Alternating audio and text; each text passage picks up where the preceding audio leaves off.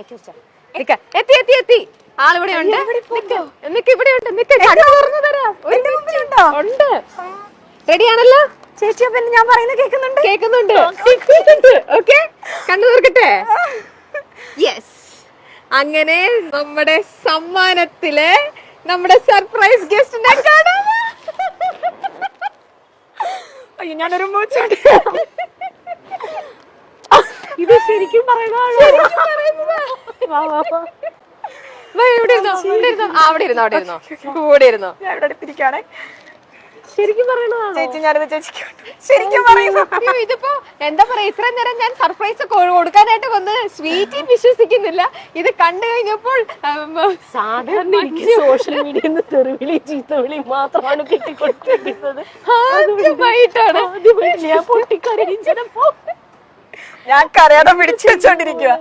ഞാന് മീഡിയ ബേസിൽ തന്നെയാണ് ആങ്കറിങ്ങും graphic ഡിസൈനിങ്ങും. Sweety എവിടെ വീട്? ആലപ്പുഴ.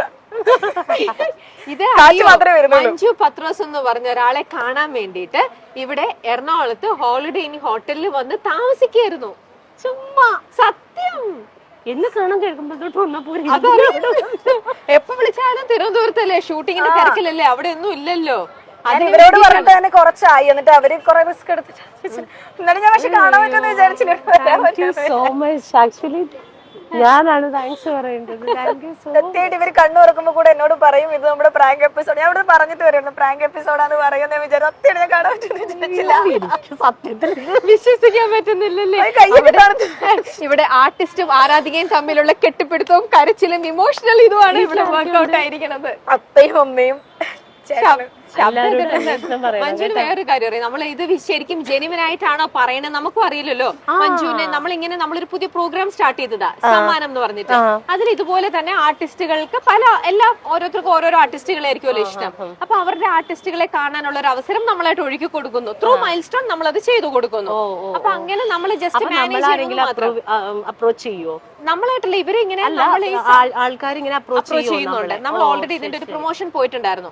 സമ്മാനം ഇങ്ങനെ പ്രോഗ്രാം ഉണ്ട്, അപ്പൊ നിങ്ങളുടെ ഇഷ്ടപ്പെട്ട ആരാധകരെ കാണണമെന്നുണ്ടെങ്കിൽ നിങ്ങൾ ഇങ്ങനെ ചെയ്യുമെന്ന് പറഞ്ഞു. അപ്പൊ അങ്ങനെ പക്ഷെ ഇവരിങ്ങനെ പലരും പറയുന്നുണ്ടല്ലോ. ഒരുപാട് പേര് വന്നു കേട്ടോ മഞ്ജു. പക്ഷെ നമുക്ക് അതിനകത്ത് ഇതിൽ ആരൊക്കെ ജെനുവിൻ നമുക്ക് അറിയില്ലല്ലോ. അപ്പൊ അതില് വന്നു കഴിഞ്ഞപ്പോഴത്തേക്ക് ഇവിടുന്ന് സ്വീറ്റ് പറഞ്ഞതെന്ന് വെച്ചാല്, സ്വീറ്റ് വെറുതെ അല്ല ഭാര്യയില് രണ്ടുപേരും കരയാ. വെറുതെ അല്ല ഭാര്യയില് അന്ന് മുതൽ ഒരു 100 ഫോട്ടോസ് അയച്ചു തന്നിരിക്കണത്. എത്ര വയസ്സുണ്ട്? ക്യാമറ എനിക്ക് ഞാൻ 10ാം ക്ലാസ്സിൽ പഠിക്കും. ഇപ്പൊ എത്ര വയസ്സുണ്ട്? 24. അത്രയൊന്നും തോന്നൂലട്ടോ. അല്ലെ, ഞാൻ വീട്ടിലെല്ലാവർക്കും അറിയാം. ഞാൻ വീട്ടിലും വലിയ കാര്യമായിട്ട് എപ്പോഴും പറയാറുണ്ട്. എനിക്ക് ചേച്ചിനെ കാണുമ്പോ എനിക്ക് ഭയങ്കര ഇഷ്ടം. എന്തുകൊണ്ടാ ഇനിയെങ്കിലും പറയും, എന്തുകൊണ്ടാ മഞ്ജു ചേച്ചിന് ഇത്ര ഇഷ്ടം? എന്താണെന്നറിയോ, മഞ്ജു ചേച്ചിനെ പോലെ ആക്ട് ചെയ്യണമെന്നുണ്ടോ? എനിക്ക് ഭയങ്കര ഇഷ്ടം അത്. ചേച്ചിനെ അല്ലല്ല, ചേച്ചി മറ്റേ എനിക്ക് കൂടുതലും ഭയങ്കര ഓക്കെ ഒരുങ്ങിയിട്ടൊക്കെയാണ് നമുക്ക് എപ്പോഴും നമ്മുടെ ലുക്ക് ഇഷ്ടമെങ്കിൽ എനിക്ക് ചേച്ചി മറ്റേ നൈറ്റ് ഒക്കെ ഇട്ടിട്ട് ഭയങ്കര നാച്ചുറലാ. അപ്പൊ എനിക്ക് ഭയങ്കര ഇഷ്ടം. പിന്നെ പണ്ട് തൊട്ടേ ഞാൻ വീട്ടിൽ പറയും, കൊച്ചിലെ അപ്പടുത്തും അമ്മയടുത്തൊക്കെ എപ്പോഴും പറയാറുണ്ട്. പിന്നെ എനിക്ക് ഭയങ്കര ഇഷ്ടമാണ്. പക്ഷെ എനിക്കത് ഒരാളോട് ഇഷ്ടം തോന്നാൻ അങ്ങനെ പ്രത്യേകിച്ച് എന്തെങ്കിലും കാരണങ്ങളൊക്കെ ഉണ്ടാവണമെന്ന് ഉണ്ടാവില്ലായിരിക്കും അല്ലേ? അതാ ചിലർ നിങ്ങളെ ഇപ്പൊ പേഴ്സണലായിട്ട് ഒന്നും അറിയില്ല. നിങ്ങൾ ചെയ്ത കഥാപാത്രങ്ങളിലൂടെ തോന്നുന്നു. എനിക്കിപ്പോ തോന്നുന്നത്, എനിക്ക് പേഴ്സണലി ചോദിച്ചാൽ എനിക്ക് ഭയങ്കര ഇഷ്ടമുള്ള ആർട്ടിസ്റ്റ്.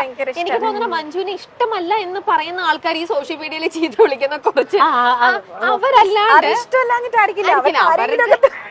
അവരുടെ ടൈം പാസിന് വേണ്ടിട്ട് അവര് ചെയ്യുന്നതായിട്ട് തോന്നുന്നുള്ളൂ. അല്ലാതെ എനിക്ക് തോന്നുന്നില്ല മഞ്ജു ചെയ്ത ക്യാരക്ടറിൽ നിന്നൊക്കെ ആർക്കും അങ്ങനെ ഇഷ്ടപ്പെടാതിരിക്കാനൊന്നും ഒന്നുമല്ല.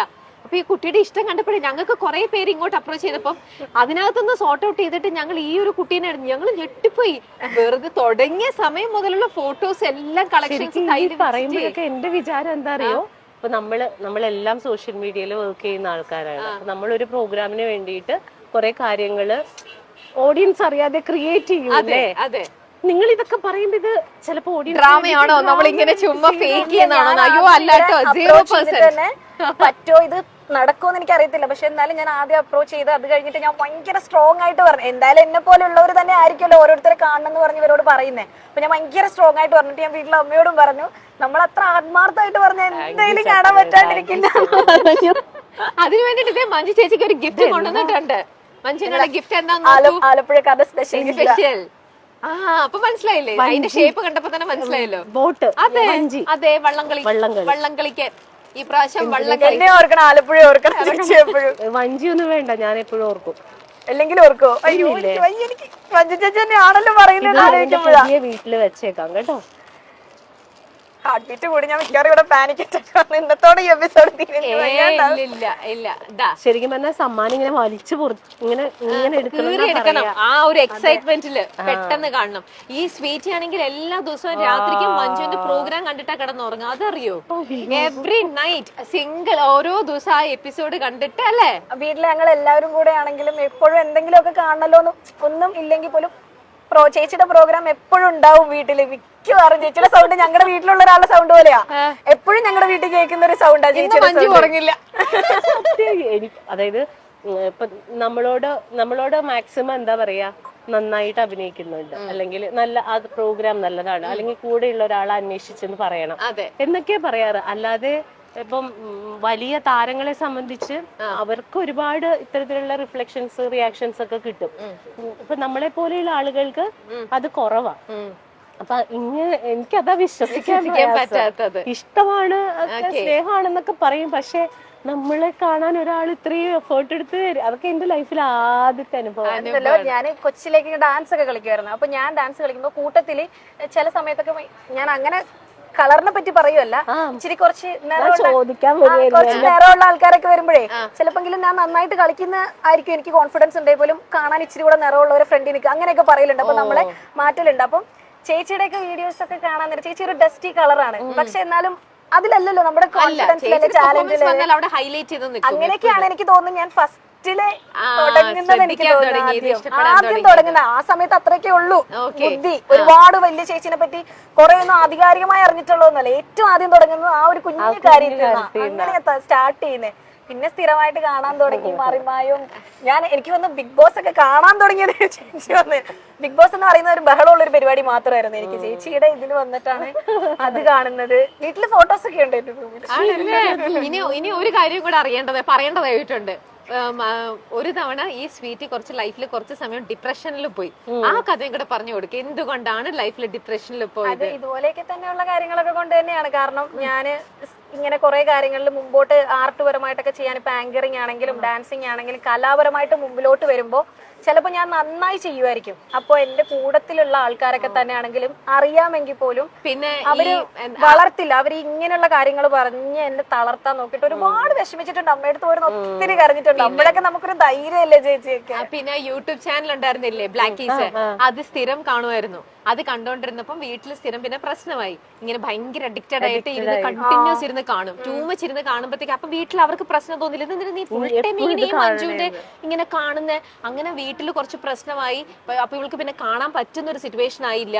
അവരെന്തോ വഴക്ക് പറയുന്നത് അപ്പയ്ക്ക് കുറച്ചുകൂടെ മനസ്സിലാവുമായിരുന്നു. എപ്പൊ നോക്കിയാലും ഇതിങ്ങനെ കണ്ടോണ്ടിരിക്കുമ്പോഴേ അവർക്ക് മനസ്സിലാവുന്നില്ലല്ലോ. അപ്പൊ ഈ കുട്ടി എന്തിനാ ഈ മഞ്ജുവിന്റെ ഈ ബ്ലാക്കീസ് എപ്പോഴും കാണുന്നത്, അങ്ങനെ വീട്ടിൽ കാണരുത് എന്നും പറഞ്ഞുകൊണ്ടൊന്ന് ലോക്ക് ചെയ്തു. അപ്പൊ ഈ കുട്ടി ഒരിക്കലും പ്രതീക്ഷിക്കുന്നില്ല. അത്രയ്ക്ക് ഇഷ്ടമാണ് ഞാൻ ഒരിക്കലും ഇങ്ങനെ കാണാൻ പറ്റുന്നുള്ള. ഒരിക്കലും അമ്മ എപ്പിസോഡ് കാണുമ്പോ അമ്മയായിരിക്കും ചിലപ്പോ ആദ്യം കരയുന്നത്. സത്യമായിട്ടും അപ്പയ്ക്ക് മനസ്സിലാവും. ആ വിഷമമൊക്കെ മാറിയോ? ഞാനിപ്പോ ആറടുത്ത് ഇരിക്കുന്നതെന്ന് അതല്ല, മറ്റേ ലൈഫിൽ ഒരു സ്റ്റേജിൽ ഒരു ഡിപ്രഷൻ ഒക്കെ തോന്നി എന്ന് പറയില്ല, അതൊക്കെ മാറിയില്ല? അതൊക്കെ മാറ്റണം. ഞാൻ ഇഷ്ടം പോലെ ഞാൻ അതായത് എനിക്ക് സ്റ്റേറ്റ് അവാർഡൊക്കെ കിട്ടിക്കഴിഞ്ഞതിന് ശേഷം പോലും ഇത്തരത്തില് എന്നോട് സംസാരിച്ച ആർട്ടിസ്റ്റുകളുണ്ട്. നമ്മുടെ കൂടെ തന്നെ വർക്ക് ചെയ്യുന്നവർ പോലും ഇങ്ങനെ കളറിന്റെയും അല്ലെങ്കിൽ വണ്ണത്തിന്റെ ഒക്കെ കാര്യങ്ങൾ ഇപ്പൊ ഞാൻ അതിനെക്കുറിച്ച് അധികം സംസാരിക്കാറില്ല. എന്തെങ്കിലും ഒരു മാറ്റർ വരുമ്പോൾ മാത്രമേ സംസാരിക്കാറുള്ളൂ. സംസാരിച്ച ആളുകളുണ്ട്. പക്ഷെ അത് പ്രൂവ് ചെയ്യേണ്ട കടമ എന്റെയാണ്. അതല്ല കാര്യമെന്ന് പ്രൂവ് ചെയ്യേണ്ടത് എന്റെ കടമയാണ്. അതുകൊണ്ട് ഇപ്പൊ അങ്ങനെ ആരെങ്കിലും വിഷമിപ്പിക്കാൻ വന്നിട്ടുണ്ടെങ്കിൽ നിനക്കപ്പുറം ഞാൻ കിടക്കുമെന്ന് സ്വയമെങ്കിലും പറയണം കേട്ടാ.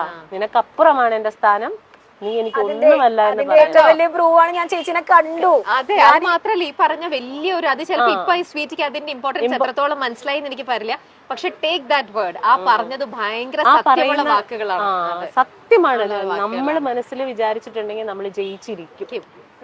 ഉറപ്പായിട്ടും ജയിച്ചിരിക്കും. നമുക്ക് അതുപോലെ തോൽപ്പിക്കാൻ തന്നെ ആർക്കും പറ്റില്ല. ഈ വെളിപാടിന്റെ പുസ്തകം ഇറങ്ങുന്നതിന് മുമ്പേ കുറച്ച് വണ്ണം വെച്ചും അന്ന് യൂട്യൂബിലൊക്കെ കുറച്ച് അന്ന് എന്തോ ഒരു ഇതിലൊക്കെ പറയുകയൊക്കെ ചെയ്ത് അന്ന് കുറച്ച് ഇതൊക്കെ വെളിപാടിന്റെ പുസ്തകമായിരിക്കില്ല, അതല്ലായിരുന്നോ ആ സിനിമയ്ക്ക് മുമ്പല്ലേ ലാലേട്ടന്റെ സിനിമ അത് മുന്തിരിവള്ളികൾ. മുന്തിരിവള്ളിയില്ല, ഓ സോറി, അത് ഓക്കെ.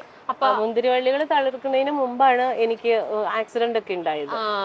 അപ്പൊ അങ്ങനെ മുഖമൊക്കെ ഭയങ്കരമായിട്ട് വീർത്തു, കരിവാളിച്ച്, അങ്ങനെ സർജറിയുടെ പാടൊക്കെ. അതിൽ 11ാമത്തെ ദിവസം ഞാൻ അതിനകത്ത് പോയി അഭിനയിക്കണം. പ്ലാസ്റ്റിക് സർജറിയാ ചെയ്തത്. ഓ അപ്പൊ ഇങ്ങനെ അതിന്റെ ഈ സ്റ്റിച്ചസ് നമുക്ക് എടുക്കാൻ പറ്റില്ല, തനിയെ അതിങ്ങനെ നൂല് പുറത്തേക്ക് വന്നുകൊണ്ടിരിക്കും, തന്നെ പോണം. അപ്പൊ നമ്മൾ അഭിനയിച്ചുകൊണ്ടിരുന്ന ഒരു ടേക്ക് ഒക്കെ കഴിയുമ്പോ ഏതെങ്കിലും നൂലൊക്കെ ഇവിടെയൊക്കെ എനിക്ക് സ്റ്റിച്ച് ഉണ്ട്, ഈ കണ്ണിന്റെ ഇവിടെ ഒക്കെ സ്റ്റിച്ച് ഉണ്ടായിരുന്നതാ. ഇവിടെ ഇപ്പോഴും ഒരു പാടുണ്ട്, ഇവിടെ ഒരു കുഴിയുണ്ട്. ഇതൊക്കെ അതിന്റെ മാർക്സ് ആണ്. പക്ഷെ ആ ക്യാരക്ടർ വിധിച്ചിരുന്നത് എനിക്കാ. അതുകൊണ്ട് അത് പക്ഷെ എന്താണ്, ഒരു യഥാർത്ഥത്തിൽ കലയുള്ള ഒരാൾ ഒരു കലാകാരനെ വേദനിപ്പിക്കില്ല. യഥാർത്ഥത്തിൽ കലയുള്ള ഒരാള് ഒരു കലാകാരനെ ഇത്തരം കാര്യങ്ങൾ പറഞ്ഞ് ഞോണ്ടൂല. ശരിയാ, ഓക്കെ.